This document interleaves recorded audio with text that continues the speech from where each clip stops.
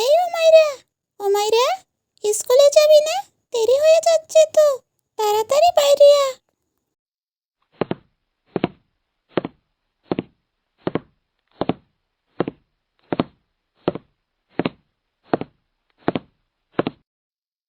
দিদি, ও দিদি, উঠ না দিদি, তোর বান্ধবী তোকে ডাকছে, জলদি উঠ। ওফ, কি হয়েছে রোহান? তোকে কতবার বলেছি আমি ঘুমাইলে ডাকবি না, দিলি তো আমার ঘুমটা নষ্ট করে। আমি তোর জন্য কখন থেকে দাঁড়িয়ে আছি, তোর এখন আসার সময় হইল? রাগ করিস না রে সাথী, এত সকাল সকাল আমার চোখটাই খোলে না, তাই আসতে এত দেরি হয়ে গিয়েছে। আচ্ছা ঠিক আছে, এখন চল তাড়াতাড়ি, এমনিতেই অনেক দেরি হয়ে গিয়েছে। কথা বলতে বলতে উমাইরা আর সাথী বেরিয়ে পড়ে স্কুলে যাওয়ার জন্য। তখনই দূর থেকে দুইটি ছেলে অগরকে দেখতে থাকে।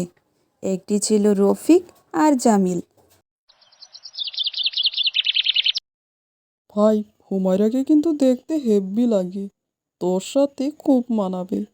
হুমায়রা বেশ সুন্দরী একটি মেয়ে। আচ্ছা ভাই, আর এইভাবে দূর থেকে কত দেখবি? যাই, এখন গিয়ে সাহস করে বলে দে মেয়েটাকে। আমি আজকে ওকে বলে দিব। এইভাবে হাতে হাত রেখে বসে থাকলে আমার হাত থেকে ও চলে যাবে, আমাকে বলতেই হবে ওকে। উমাইরা বাবা মার খুব আদরের মেয়ে। সে দেখতে যেমন মিষ্টি, তার ব্যবহার পাতি তেমন মিষ্টি। সে এক পর্দাশীল আর নামাজি একটি মেয়ে। বাবা মার কথা মতেই চলাফেরা করে। তার কোনো ছেলের সাথেই সম্পর্ক নাই। সে শুধু স্কুলে যায় এবং ওইখান থেকে বাড়ি আসে। তার জীবন এইভাবেই কেটে যায়। রফিক অনেক দিন ধরে উমাইরার পিছু করছিল, কিন্তু সাহস করে উমাইরাকে কিছুই বলতে পারছিল না। আজকে মনে মনে ঠিক করে আজকে তো উমাইরাকে প্রপোজ করবেই সে। উমাইরাকে প্রপোজ করার জন্য রফিক সাহস করে উমাইরার কাছে আজকে যায়। সাথী, আজকে আমার তাড়াতাড়ি বাড়ি যেতে হবে, মা তাড়াতাড়ি আমাকে যেতে বলেছে। রফিক বাইক থেকে নেমে মনে অনেক সাহস নিয়ে উমাইরার কাছে যায় আর গিয়ে বলে, উমাইরা, আমি তোমাকে কিছু বলতে চাই। জানি না কিভাবে বলবো, তবে আমি তোমাকে কিছু একটা বলতে চাই। কে তুমি? আমায় তুমি কি বলবে? তাড়াতাড়ি বলো, আমার বাড়ি যেতেই হবে। কি করে যে বলি, আমি তোমায় ভালোবাসি। তুমি কি আমার গার্লফ্রেন্ড হবে? আমি তোমায় খুব আদরে রাখবো, আমার গার্লফ্রেন্ড হয়ে যাও তুমি। উমাইরা রফিককে খুব সুন্দর করে বুঝিয়ে বলে, আমি তোমাকে ভালোবাসতে পারবো না, আমি আমার মা বাবাকে ধোঁকা দিতে পারবো না। ওরা আমাকে অনেক বিশ্বাস করে আমাকে এইখানে পাঠায়, আমি এসব করতে পারবো না, তুমি আমাকে ক্ষমা করে দিও। এই বলে উমাইরা ওইখান থেকে চলে যায়। রফিক উমাইরার আগে পিছে প্রতিদিন ঘুরতে থাকে আর তাকে অনেক নিজেকে ভালো দেখায়। আর এক সময় উমাইরা রফিককে ভালোবেসে ফেলে। রফিকের এইসব দেখে উমাইরার ভালো লেগে যায়। এক সময় দুইজনের মাঝে সম্পর্কর সৃষ্টি হয়। উমাইরা রফিককে খুব ভালোবেসে ফেলে। প্রথমে তো দুইজনের মাঝে এক মিষ্টি মধুর সম্পর্ক ছিল। ওরা দুইজন প্রতিদিন একসাথে ঘুরতো, খাইতো। এইভাবেই অনেক দিন চলে যায়। অনেক দিন হয় উমাইরার রফিকের সাথে কথা হয়নি। রফিক আগের মতো নেই, পরিবর্তন হওয়া শুরু হলো। এই পরিবর্তন যেন উমাইরা মেনে নিতেই পারছিল না। উমাইরা ভিতরে ভিতরে অনেক কষ্ট পাচ্ছিল, কিন্তু সে আর কি করবে, তার হাতেও তো কিছু ছিল না। ওইদিকে রফিকের মা রফিককে খুব বকাঝকা করে।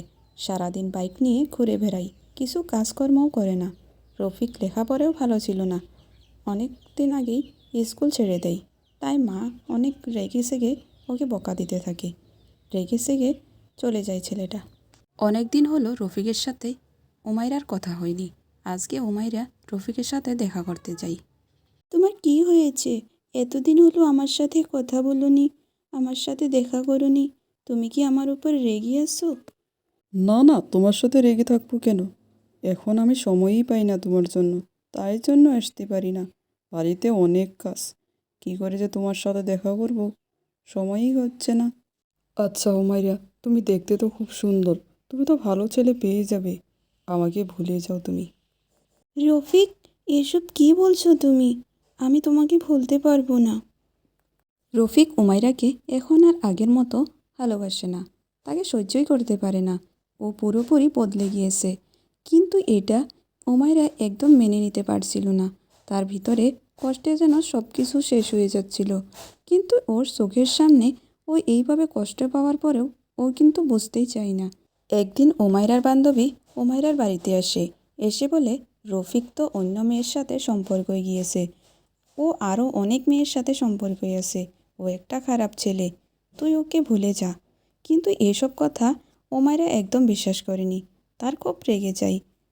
ওমাইরার বান্ধবী বলে, তোর যদি আমার কথায় বিশ্বাস না হয় তাহলে ওই পুকুর পাড়ের যে পার্কটা আছে ওইখানে গিয়ে নিজের চোখে দেখে আসবি।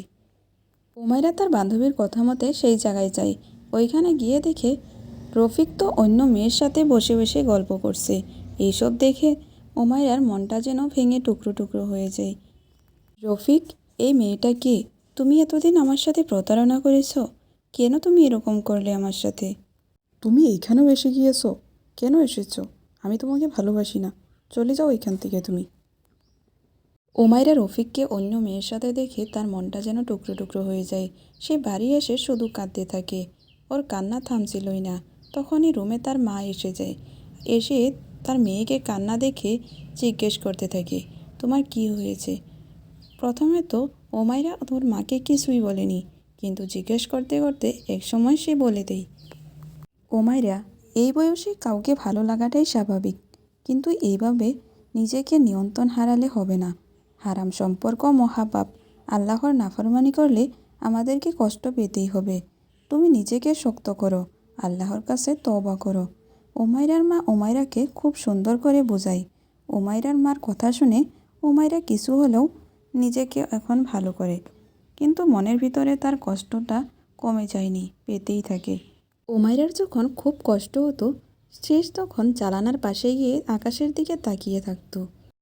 খুব মনে পড়ে তোমার কথা, কতদিন হলো তোমার সাথে কথা হয়নি, তবু আজও তোমায় ভুলিনি আমি। তুমি দেওয়া ব্যথাগুলো ঠিকই ভুলে গিয়েছি, শুধু ভুলিনি তোমায়। তোমার সাথে কথা বলার পাগলামি হয়তো আজ আমার নাই, তবে জানি না কেন তোমায় আজও খুব মিস করি। তোমার সাথে একদিন কথা না বলে থাকতে পারতাম না। এখন দেখো কতদিন হয়ে গিয়েছে তোমার সাথে কথা বলা হয়নি। আচ্ছা, তোমার কি কখনো আমার কথা মনে পড়ে? জানো, তোমার সাথে সংসার করার খুব ইচ্ছে ছিল আমার। তোমাকে নিয়ে তোমার অনেক স্বপ্ন ছিল আমার। তোমার কাছে থাকার অনেক চেষ্টা করেছি আমি। আমি কত রাত তোমার জন্য কেঁদে কেঁদে বালিশ ভিজিয়েছি।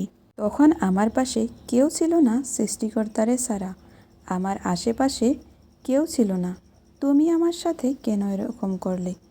আমি তো তোমায় অনেক ভালোবেসেছিলাম।